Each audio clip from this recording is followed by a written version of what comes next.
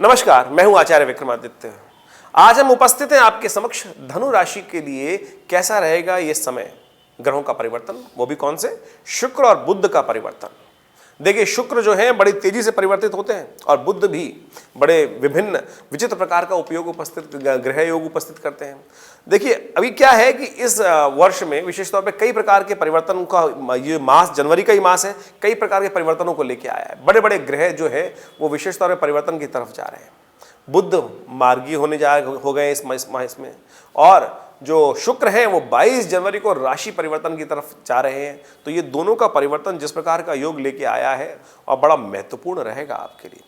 बुध ग्रह विशेष तौर पर जब भी राशि परिवर्तन करता है तो कहा जाता है कि बड़ा आर्थिक तौर पर उलटफेर करने के योग बनते दिखाई दे रहे हैं। बुध मार्गी और जब वक्री होते हैं तो आप देखें, उसको जब एनालाइज करने का प्रयास करेंगे तो शेयर मार्केट में भी कुछ विशेष तौर पर बड़े बदलाव करने के योग देते हैं।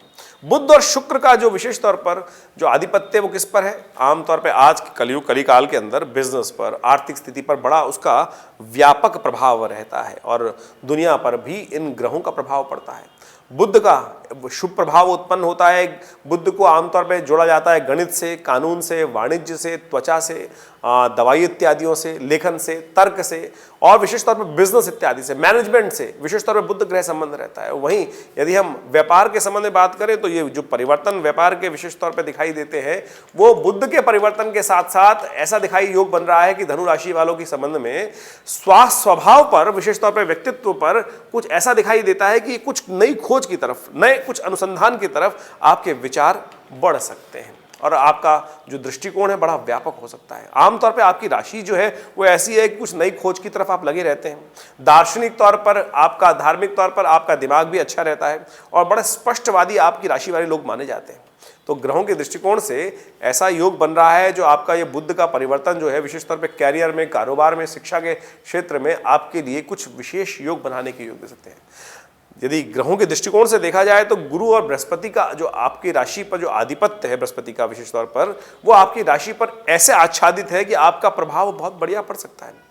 तो इन दोनों ग्रहों का परिवर्तन आर्थिक दृष्टिकोण से दिखाता है कि जीवन में कुछ तरक्की के योग बनते दिखाई दे रहे हैं और जो लोग कंसल्टेंसी लाइन से जुड़े हैं वो विशेष तौर पर कुछ विशेष सफलता की तरफ ऐसे समय में जा सकते हैं। कुछ नया काम आपको प्राप्त हो सकता है और साथ साथ भाग्य के दृष्टिकोण से आपका समय अनुकूल दिखाई देता है, क्योंकि आपकी राशि में ही शनि का पदार्पण हो रहा है और आपकी राशि से शनि अभी तक 12वें भाव में चल रहे थे। तो ऐसा दिखाई देता है कि इस समय में जो परिवर्तन रहेगा आपके लिए बहुत महत्वपूर्ण रहेगा और ऐसे में शुक्र बुध के परिवर्तन के साथ साथ भी और लाभ प्राप्ति के योग बन सकते हैं। जो लोग प्रेम प्रसंगों में हैं उनके लिए खास तौर पर कुछ अच्छे योग दिखाई दे रहे हैं। कुछ अच्छे ग्रहों की जो युगा योग है वो आपकी तरफ जाते दिखाई दे रहे हैं और वो आपको आगे बढ़ने में, अग्रसर करने में लाभ दे सकते हैं। करियर और यदि हम बात करें शिक्षा के क्षेत्र में तो लाभदायक स्थिति आपके लिए बनती दिखाई दे रही है। जो छात्र विशेष तौर पर शिक्षा में कॉम्पिटिटिव एग्जाम्स की तरफ जा रहे हैं उनके लिए सफलतादायक योग बनने की स्थिति बनती दिखाई दे रही है। वहीं परिवार के संबंध में भी बात करें,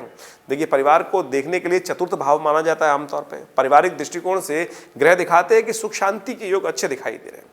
और एक बात, घर के बड़ों से, विशेष तौर पर पिताजी के साथ संबंधों को अच्छा रखने का आपको प्रयास करना चाहिए। संबंध में कुछ उतार चढ़ाव ना हो, इसके लिए थोड़ा सम्मान का विशेष तौर पर ध्यान रखने का प्रयास करें। कुछ उपाय बताएंगे, उनको करने का प्रयास कीजिए, आपको लाभ हो सकता है। देखिए, आपके ग्रहों के दृष्टिकोण से संतान के संबंध में कुछ ग्रह आपके भारी दिखाई देते हैं। संतान को लेकर कुछ चिंताएं आपके मन में इस समय में उत्पन्न हो सकती है। उसके लिए कुछ खास उपाय करने की जरूरत है, वो आप करने का प्रयास करें।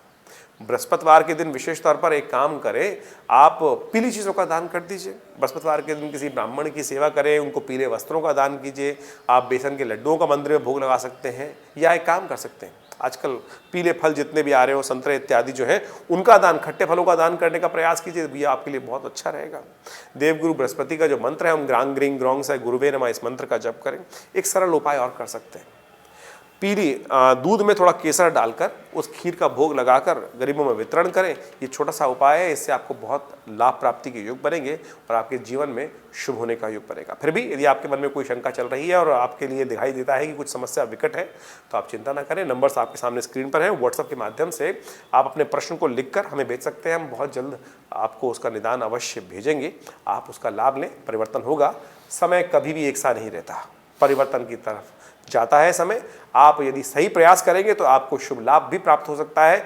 चिंता न करें, ग्रह भगवान का सहारा आपके साथ है। नमस्कार।